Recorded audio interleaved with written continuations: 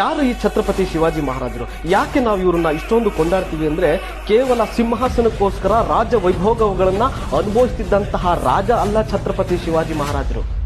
ರಣರಂಗದಲ್ಲಿ ಶತ್ರುಗಳ ಮಧ್ಯೆ ಶಸ್ತ್ರರಹಿತವಾಗಿ ಎದೆಯುಬ್ಬಿಸಿ ಹೋರಾಡ್ತಿದ್ದಂತಹ ವೀರ ಯೋಧ ಛತ್ರಪತಿ ಶಿವಾಜಿ ಮಹಾರಾಜರು. ಇವತ್ತು ನೀವು ನೋಡ್ತಾ ಇರಬಹುದು, ಉತ್ತರದಿಂದ ದಕ್ಷಿಣದವರೆಗೂ ಯಾವ್ಯಾವ ಪುರಾತನ ಶಿಲ್ಪಕಲೆಯನ್ನು ಹೊಂದಿರತಕ್ಕಂತಹ ಭವ್ಯ ಮಂದಿರಗಳನ್ನ ಉಳಿಸ್ಕೊಳ್ಳಿಕ್ಕಾಗಿ ಶತ್ರುಗಳನ್ನ ಸೆದೆಬಡಿದು ಹಿಂದ್ವಿ ಸಾಮ್ರಾಜ್ಯವನ್ನ ಕಟ್ಟಿ ಧರ್ಮ ರಕ್ಷಣೆಗಾಗಿ ಟೊಂಕ ಕಟ್ಟಿ ನಿಂತಹ ವೀರ ಪರಾಕ್ರಮಿ ಛತ್ರಪತಿ ಶಿವಾಜಿ ಮಹಾರಾಜರು.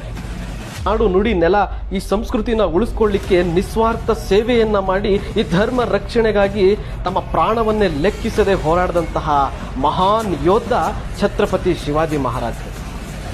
ನಮ್ಮ ದುರ್ದೈವ ಸಂಗತಿ ಹೇಗಿದೆ ನೋಡ್ರಿ, ಈ ರಿಯಲ್ ಹೀರೋಗಳಾದಂತಹ ಶಿವಾಜಿ, ಸಂಭಾಜಿ, ಮಹಾರಾಣಾ ಪ್ರತಾಪ್ರಂತಹ ರಿಯಲ್ ಹೀರೋಗಳನ್ನ ನಮ್ಮ ಪಠ್ಯಪುಸ್ತಕಗಳಲ್ಲಿ ತಿಳಿಸ್ಕೊಡ್ಲಿಲ್ಲ.